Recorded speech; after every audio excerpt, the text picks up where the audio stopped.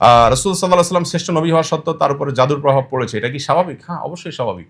আর দুনিয়া বিল ওয়াসাইল লা বিল ফাজাইল, আরবিতে একটা প্রবাদ আছে, দুনিয়া তার সিস্টেমে চলবে। আপনি ওষুধ খাবেন ভালো হবেন, ওষুধ খাবেন না ভালো হবেন না। আপনি অসাবধানতা থাকবেন, আপনি অসুস্থ হবেন, সাবধান হবেন, অসুস্থ হবেন না। কোরআনে ইব্রাহিম আলাইহিস সালাম এক কঠিন আদব শিখিয়েছেন আমাদেরকে। আপনারা সবাই আয়াতগুলো অলরেডি তারাবিতে পড়া হয়ে গেছে, আপনারা জানেন। ওয়াল্লাযী হুয়া ইউহয়ী ওয়া ইউমীত, কি জানেন আয়াতটা? ওয়াইদা মারিজতু ফাহুয়া ইয়াশফিন ওয়াল্লাযী ইউমীতুনি সুম্মা ইউহয়ীন।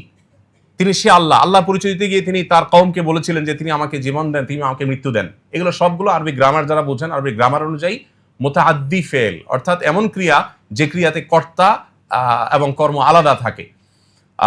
তিনজন ব্যক্তির প্রয়োজন হয়, তিনটা লাগে, কর্তা লাগে, কর্ম লাগে, যার উপর কর্মটা পতিত হবে, তিনটা লাগে।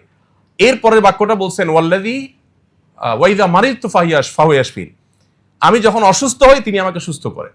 অদ্ভুত এক জিনিস আসলে।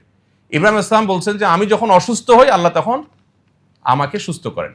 হওয়াটা দরকার ছিল কি? বিশেষ করে আপনারা যেহেতু মেডিকেল স্টুডেন্ট আছেন, টিচাররা আছেন, ডাক্তাররা আছেন, আপনাদের জন্য একটা খুব গুরুত্বপূর্ণ, রোগীদের অন্তত কাউন্সিলিং এর জন্য আমার মনে হয় খুব গুরুত্বপূর্ণ। ইব্রাহিম ইসলাম বলছেন যে আমাকে তিনি জীবন দেন, আমাকে তিনি মৃত্যু দেন, আমাকে সবকিছু তিনি দেন, সব আল্লাহ করেন, এটা বললেন। রোগের বেলায় আসার পর বলছেন ওয়াইদা মারিজতু, আমি যখন অসুস্থ হই। কেন এটা বললেন? এখানেও তো আগের পরের শব্দগুলোর দাবি ছিল এভাবে বলা, ওয়াইদা ইউমরিজুনি ফাহুয়া ইউশফিন। আরবিতে এভাবে বলা উচিত ছিল, মানে আগেগুলোর মিলালে, যে আমাকে যখন আল্লাহ অসুস্থ করেন তিনি আবার সুস্থ করেন। অসুস্থতাটাকে আল্লাহর দিকে সম্বন্ধ করেন নাই, অসুস্থতাকে নিজের দিকে সম্বন্ধ করেছেন, কারণ অসুস্থতাটা আমি বাধাইছি আমার অসতর্কতার কারণে, দোষটা আমার। আল্লাহ সুস্থ করেন আপন অনুগ্রহে। এখানে আল্লাহর সাথে যেমন শিষ্টাচারের ব্যাপার আছে, তেমনি ভাবে নিজের সাবধানতার ব্যাপার আছে। তো এই জন্য রাসূল আকরাম সাল্লাল্লাহু আলাইহি সাল্লাম বা আমাদের কাউকে যদি জাদু আপনার কোনোভাবে এফেক্ট করে, তো প্রথম কথা হলো যে দুনিয়াতে কোনো কারণে এই এফেক্ট হওয়াটা এটা নবুওয়াতের শানের কোনো খেলাফ না। তবে হ্যাঁ, এটাও ঠিক যে রাসূল আকরাম সাল্লাল্লাহু আলাইহি সাল্লামের এই জাদুগ্রস্ত হওয়ার ঘটনা দ্বারাই কিন্তু আমরা সূরা ফালাক নাস পেয়েছি, জাদু থেকে মুক্তির উপায় পেয়েছি। এটা যদি না হতো হয়তো আমরা উপায় জানতাম না। আল্লাহ তাআলা এটা তার নবীর মাধ্যমে ঘটিয়েছেন আমাদেরকে সমাধান দেওয়ার জন্য। বাংলাদেশে যখন 27 রমজান, অন্যান্য দেশে 28 রমজান। এখন প্রশ্ন হলো আল্লাহ তাআলা কি এক এক দেশের জন্য এক এক রাতকে শবে কদর হিসেবে নির্ধারণ করবেন? হ্যাঁ, অবশ্যই। এক এক দেশে যদি এক এক দিন রমজান শুরু হতে পারে, তাহলে এক এক দেশে এক এক দিন শবে কদর, ওয়াই নট? সমস্যাটা কোথায়? এখন একটা মুশকিল হলো আমরা আল্লাহকে আমাদের মতো ভাবি। আমরা চিন্তা করি শবে কদরে আল্লাহ দুনিয়ার আসমানে নেমে আসেন। এখন বাংলাদেশের শবে কদর আজকে রাত্রে, সৌদি আরবে কালকে, তাহলে আল্লাহ আজকে নেমে আসলে কালকে আবার ওখানে নামবেন? মানে ব্যাপারটা আমরা আমাদের মতো করে ভাবি যে আমি এখন এখানে থাকলে, এখন ইবনে সিনা আছি, তাহলে আমি এই মুহূর্তে তো আরেক জায়গায় নাই। কিন্তু আল্লাহ রাব্বুল আলামিন তার শানটা হলো যে কোনো সৃষ্টির সাথে তার তুলনা চলে না। তিনি একই সময় কাউকে মৃত্যু দেন, একই সময় কাউকে জীবন দেন, একই সময় কাউকে হাসান, একই সময় কাউকে কাঁদান। তার সাথে তার জন্য একই সময় অগণিত কাজ করাটা এটা সাংঘর্ষিক না? আমাদের জন্য সাংঘর্ষিক। আমরা পারি না একসাথে একাধিক কাজ করতে, বা একসাথে বিপরীতমুখী কাজ আমরা করতে পারি না। আল্লাহ দ্বারা সবকিছু সম্ভব। বিধায় আল্লাহকে আমরা আমাদের মতো করে যখন ভাববো, তখন অবশ্যই আমরা অনেক উত্তর খুঁজে পাবো না। কিন্তু যখন আমরা এটা জানবো যে আল্লাহ তো স্রষ্টা, তিনি তো সৃষ্টি না। যেমন একটা কমন প্রশ্ন নাস্তিকদের থাকে যে সবাইকে আল্লাহ সৃষ্টি করছেন, আল্লাহকে কে সৃষ্টি করছে? এটা কমন প্রশ্ন না? দেখুন, এই প্রশ্নটাই একটা অবান্তর প্রশ্ন।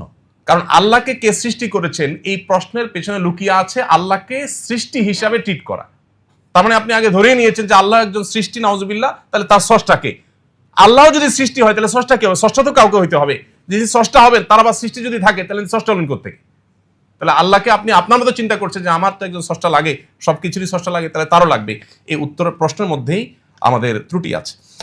মহিলাদের ব্যবহৃত স্বর্ণের উপর যাকাত হবে কিনা? অবশ্যই হবে। তবে স্বর্ণের মালিককে সেটা আগে ঠিক করতে হবে। মালিককে স্বামী না স্ত্রীটা ঠিক করতে হবে। স্বামী যদি বলে স্ত্রীকে হ্যাঁ তোমাকে দিয়ে দিলাম, তাহলে যাকাত স্ত্রীর উপর প্রযোজ্য হবে। আর যদি স্বামী বলে না তোমার পড়তে দিলাম, তাহলে যাকাত স্বামীর উপরে। এখন এই প্রশ্ন উত্তর আমি ক্লিয়ার পাই না, বহু জায়গায় আমি জিজ্ঞেস করছি। প্রশ্ন আসলে স্বর্ণের মালিকটা আসলে কে? মুখে বলার সময় বেশিরভাগ মানুষই তো চিটারি বাটপারিতে আমরা লিপ্ত। বলার সময় একবারে মানে উন্মুক্ত গলা বলে হ্যাঁ ডেফিনেটলি ওয়াইফের, কিন্তু সেই স্বর্ণটাই তার যখন বিদেশ যাওয়ার দরকার হয়, ওয়াইফের অনুমতি ছাড়া বলতেছে স্বর্ণগুলো দাও তো, বিক্রি করে একটু আমার ভিসার টাকা দিতে হবে, কত স্বর্ণ হয়ে যাবে। তো তারই যদি হয় তাহলে আপনি এটা বলার কে? আবার এই স্বর্ণ যদি মহিলা নিয়ে তার বাপের বাড়িতে তার ভাই বোনকে গিফট করে দেয়, আপনি তো চোখ বড় বড় করবেন, স্বর্ণ কই, ব্যাপার কি? তার স্বপ্ন সে দিয়ে দিলে, সে স্বর্ণ তার স্বর্ণ দিলে আপনি বলার কে? এই প্রশ্নের উত্তরটা আসলে ক্লিয়ার না বাংলাদেশে। স্বর্ণের মালিক আসলে কে? মুখে বলার সময় হ্যাঁ তোমার দিয়ে দিছি, কিন্তু আবার খবরদারি করার সময় মালিক সুলভ খবরদারি, এই দুটো তো সাংঘর্ষিক। এজন্য মালিক যে হবে জাকাত সে দিবে, এটা ক্লিয়ার হইতে হবে। তবে হ্যাঁ, জাকাত আরেকজন দিয়ে দিতে পারে তার অনুমতি সাপেক্ষে। আসুন্নাহ ফাউন্ডেশন, উম্মার স্বার্থে সুন্নাহর সাথে।